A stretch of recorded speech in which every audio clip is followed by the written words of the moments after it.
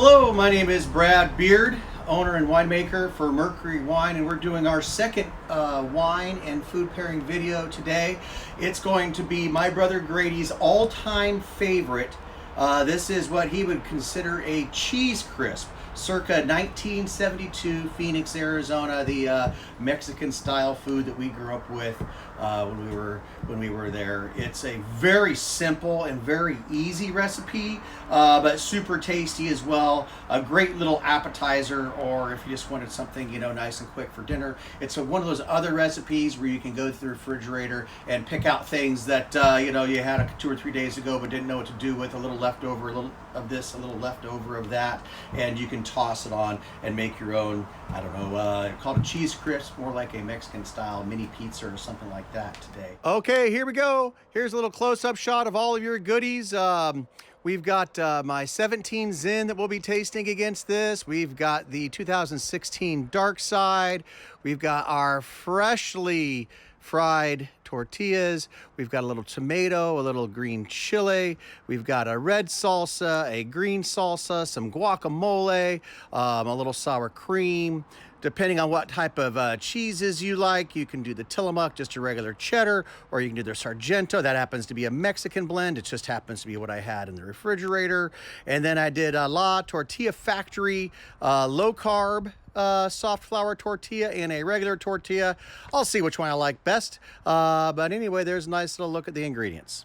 So all you do, take a regular old tortilla you bought from the grocery store, heat up some oil in a pan. I think I put about maybe a 1/4 inch of oil, got it nice and hot. It took maybe 30 seconds on each side. You don't want to burn it by any means, so you know, you got to watch and see what you're doing there, but literally 30 seconds per each side and you can get your tortillas nice and toasted. And that's the big difference in this. The frying of the tortilla is going to bring out all sorts of wonderful toasty flavors, of course, versus this being an open-faced quesadilla that you might just toast in a pan or toss in the microwave or something like that.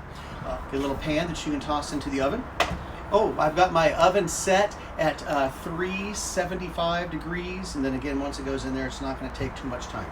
So we'll put our tortillas down. Very simple. Let me see what's next. Oh, we'll throw some cheese on. All right, so grab a little cheese out of here. This is one of those places where I think you can go a little wrong, where you put a little too much cheese on. But again, you like more cheese, do more cheese. Makes it not quite so soggy when it comes out. But you can kind of get the gist of it there. And then we'll do the Sargento, the Mexican 5-cheese blend. Do that. Okay. You could even blend both cheeses together. It doesn't matter. These things are supposed to be very easy and very casual food. Nothing too crazy there. Now, for my brother, I'm going to leave this one traditional because he would not want anything really on there. Maybe some green chilies, but for mine, I'll go ahead and put on a couple of tomatoes, just scatter them around. You don't want your tomatoes too wet, so you want to, you know, have them drained a little bit. You don't want this thing to become soggy. And if you watch my other video, I ran out of fresh tomatoes today. Didn't feel like going to the store, so I just opened up a can of Rotel, drained them off. That's going to work pretty good for me.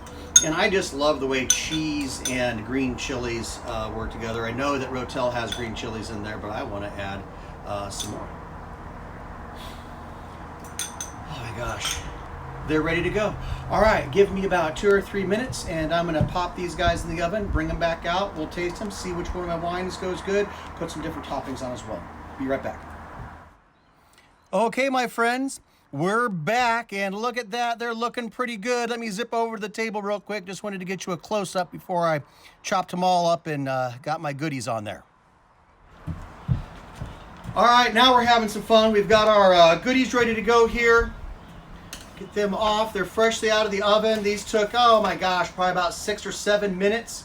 And these aren't quite as crisp as the ones that Grady makes for me. They're a little bit soft, but I think that's because I made my my fried tortillas ahead of time as they lost a little crispness while they were sitting out here. But I'm betting that they're still going to be pretty tasty.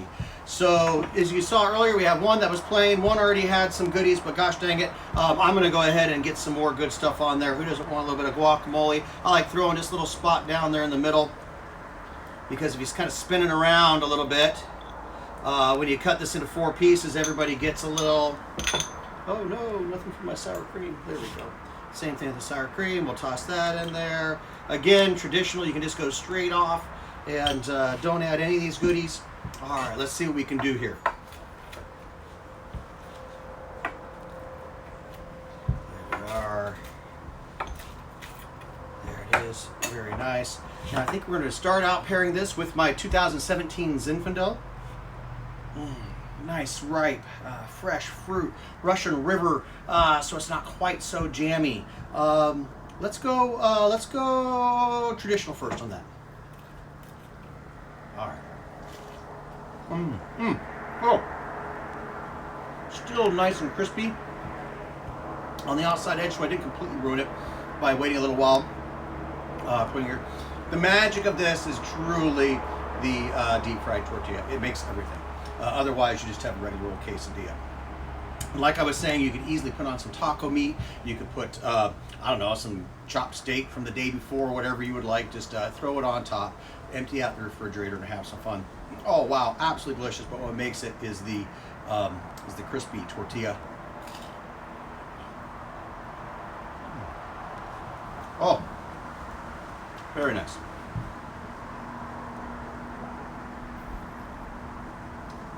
Oh, Zinfandel works great. Nice, fruity wine. You know, not super sophisticated. Just a nice, easy table wine. You know, actually, if you have, there's a little spider. All good. Come on, Mr. Spider. Here we go. Outdoor cooking. Anyway, or if you happen to have some of my fantastic jug wine, that would work great too. Delicious. Yum. All right, let's go with the with mine, which I like those green chilies. They're going to add a little bit of flavor. Those nice Rotel tomatoes.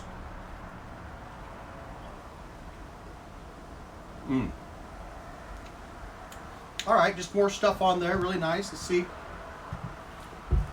what the dark side's doing, our 2016. How that's going to pair with this. Get some of those toasty bits on the outside. I think that's going to make the pairing nice.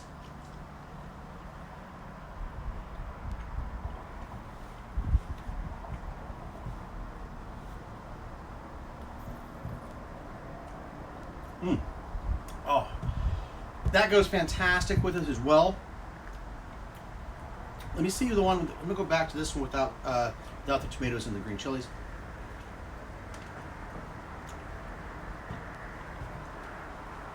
Toastier.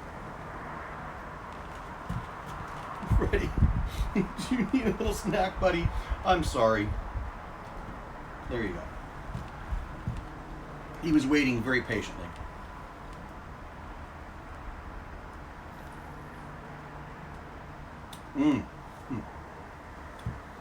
Dark side a little richer, a little more intense. It went well with this, but I think the Zinfandel is my absolute choice. The Zinfandel a little more straightforward, a little more like a pizza wine. And even though this is, you know, doesn't have any red sauce or pesto or anything like that, you know, it's more pizza-y to me, especially with all that nice cheese on there. So I'm going to say that the Zinfandel is the one that I would pair with it. I am betting that the mini jug or my red table wine will go great with it as well. Well, anyway, thank you guys so much for watching. Again, my name's Brad Beard with Mercury Wine. If you want to see all of my videos, just go to YouTube to Mercury Wine, or you can go to mercurywine.com. We have all the links there for you and available. Thanks a lot. Enjoy.